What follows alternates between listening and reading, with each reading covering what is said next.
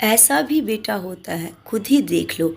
4 साल हो चुके थे बेटे को अपना घर छोड़कर विदेश में बसे हुए।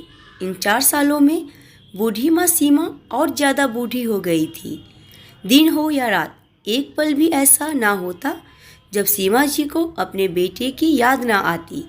दूसरी तरफ उनका बेटा था जो साल भर में एक बार अपनी माँ को फ़ोन कर लिया करता और 2 मिनट से ज़्यादा बातें भी ना किया करता। फिर भी सीमा जी टकटकी लगाए अपने बेटे के आने का इंतज़ार करती रहती। एक दिन बेटे का अमेरिका से फ़ोन आया। हेलो हेलो, सुन रही हो ना माँ? अमित बोल रहा हूँ, तुम्हारा बेटा। कैसी हो माँ? मैं ठीक हूँ बेटा। तुम, बहू और मेरा पोता कैसा है? सीमा जी ने पूछा। सब अच्छे हैं माँ, मैं अगले हफ्ते गांव आ रहा हूँ माँ तुम्हें लेने। अब हम सब साथ में ही रहेंगे। माँ तुम्हारी बहू भी कह रही थी माँ को यहाँ पर लेकर आओ, बेचारी अकेली वहाँ परेशान होती होंगी, अमित ने कहा। सीमा जी की आंखें आंसुओं से भीग गई। उनके कमज़ोर शरीर के नस नस में खुशी की लहर दौड़ गई।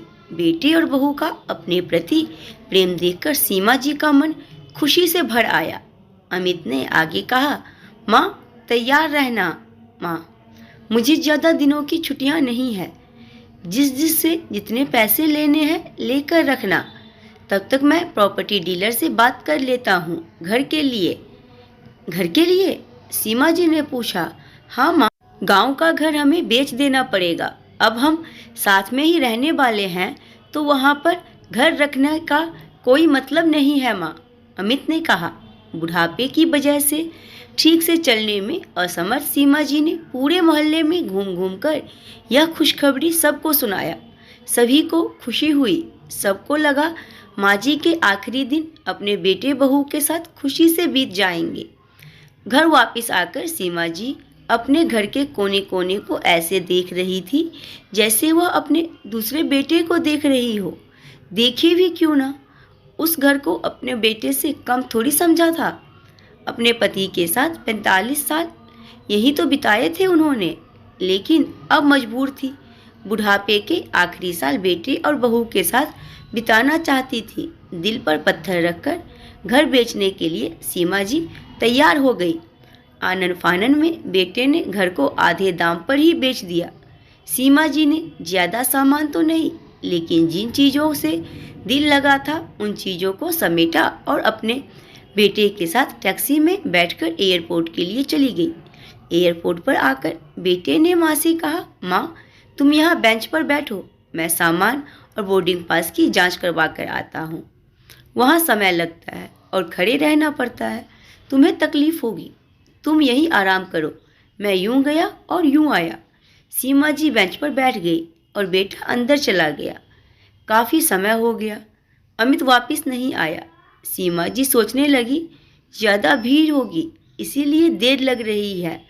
अंधेरा होने को आया, अब तो लोगों का आना जाना भी कम होने लगा। सीमा जी को अब चिंता होने लगी।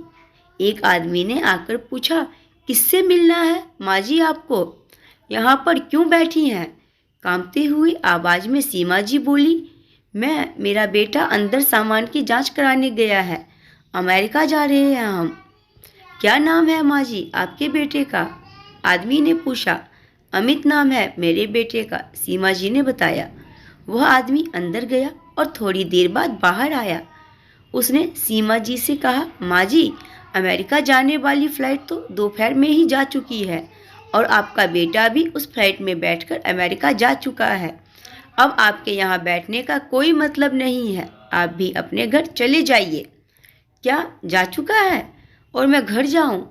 घर? सीमा जी की आंखों से आंसुओं के सैलाब उठने लगे। जैसे तैसे सीमा जी घर पहुंची, जो अब उनका था ही नहीं, बिक चुका था। वो वहीं बरामदे में सो गई। घर के नए मालिक को उन पर दया आई तो उन्होंने एक कमरा उनको किराए पर रहने के लिए दे दिया। पेंशन के पैसों से खाना और किराए का बंदोबस्त हो जाता था। दिन बीतने लगे। कुछ दिनों बाद घर के नए मालिक ने सीमा जी से कहा, माँ जी आप अपने रिश्तेदारों के यहाँ पर जाकर क्यों नहीं रहती हैं? इस उम्र में आपके लिए वही अच्छा होगा। अच्छा तो होगा, लेकिन मेरा बेटा वापस आया तो उसका ख्याल कौन रखेगा? मेरा बेटा बहुत भोला है, उसे अपना ख्याल रखना बिल्कुल नहीं आता। मैं कहीं नहीं जाऊंगी, क्या पता कब उसे मेरी ज़रूरत पड़ जाए। सीमा जी ने कहा।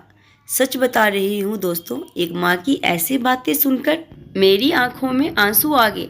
किसी ने सच ही कहा है, पूत कपूत हो सकता है, लेकिन माता कभी कुमाता नहीं होती। दोस्तों, आप सभी से हाथ जोड़कर विनती करती हूँ, अपने माता पिता की जितनी हो सके सेवा करें, उनके साथ कभी बुरा बर्ताव मत करें।